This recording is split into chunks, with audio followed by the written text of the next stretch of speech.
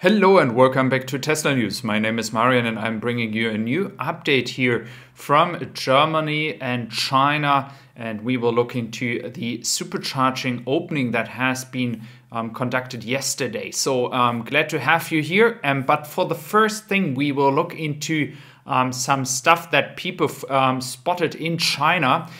People thought this would be a chrome still happening here, but it is not a chrome like the old cars. It is just a protective film. So for those watching these, Vuva just clarified that. So there's no chrome coming on the cars. It is just protected film. So that is good to know. Then we will look into a detailed explanation regarding the supercharging opening. But first, we have 2,500 employees already working in Grünheide, Germany. So more and more people are hired. So this looks all very good indeed. So a part of that, we do have Norway now. You see all the stations here on the picture.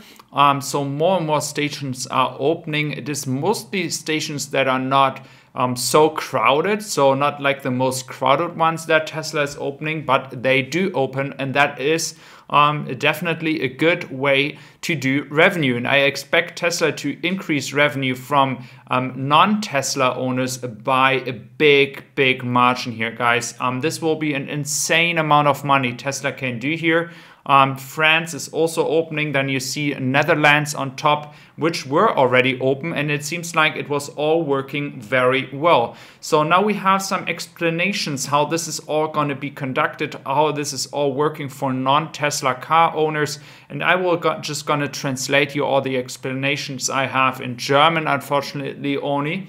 But we will look into that in a moment, because I find that very important, that because of the mission Tesla has, it is a good way to open unless they have, as far as they have the control.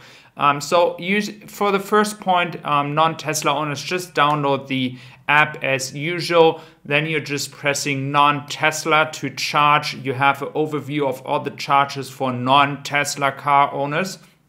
Then the regular payment methods, as you as a Tesla owner will know as well. And then you can just stop the charging process in number 4 as usual as well. So no difference here. Then regarding the project here, they are just saying that Tesla owners can regularly use these stations as before. There's no change to that. And what I find very important, if there is a place that is getting too crowded, it seems like Tesla can adjust that. I would even say that based on the over-the-air updates, maybe they are also able to conduct any updates regarding when it's too crowded, that they are not letting more non-Tesla car owners to go to the supercharger. That would be insane. That would be actually very good if they could do that.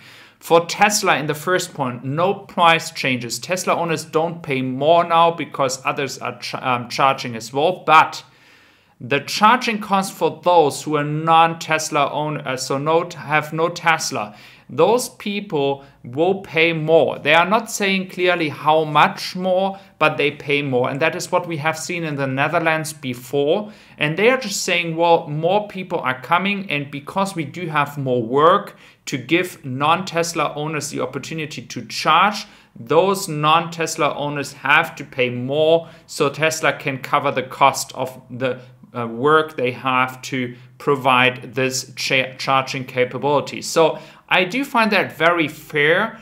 I find that the right strategy, and as long as they control how many people are going to the charging stations and they don't get overcrowded, then it is fine for me. And they are opening charging stations that are not so crowded in general. So that is a good way to make even more money for Tesla. And Tesla is building an elevated bridge from the paint shop to the general assembly line.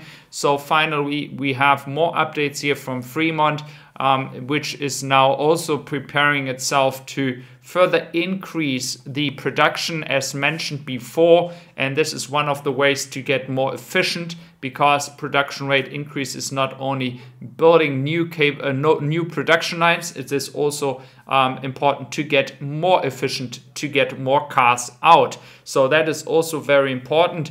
And we have actually more pictures as well from inside the factory here in Austin.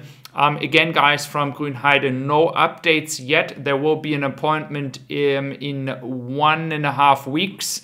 Let's see if we get any updates till then. Then the Model Y line in Austin, Texas, the cars are going to be something else. That is what Whole Mass Catalog is reporting about here. And again, the update was by the end of this quarter, they are expecting a significant amount of Model Y coming out of Austin. Then we're looking into Australia. The Model 3 is just smashing competition over here. I mean, that is just looking insane if you look at the numbers here, 15,154. And this will get even more once the Model Y is not going to be exported from Shanghai to Europe anymore, because I expect Tesla to shift the capacity of their ships towards other markets like Australia. And this will be very interesting. Of course, they will still take these ships to transport Model 3s, but there will be more space for Model Y transports to Australia.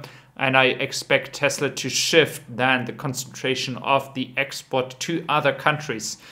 We do see that last night, German time, there was a new ship actually arriving again in Shanghai. So even more ships coming now right in front of the New Year's and the public holidays. I do expect the parking lot to get a bit more empty for a few days. Until then, they will start to ramp up production again.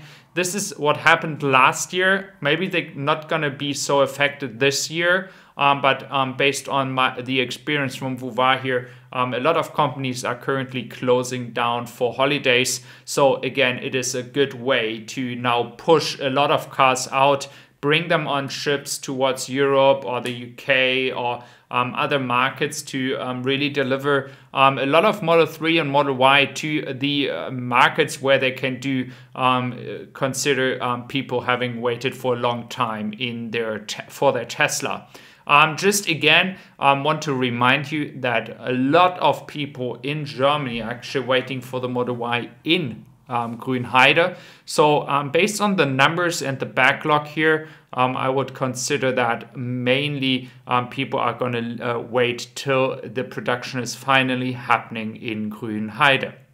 So if you want to support me, you're from a German-speaking country, you can find me on Evolution for 5 minutes of EV news and my podcast, of course, the Tesla Supply podcast. You can also find Tesla Accessoires on the website. So thank you very much and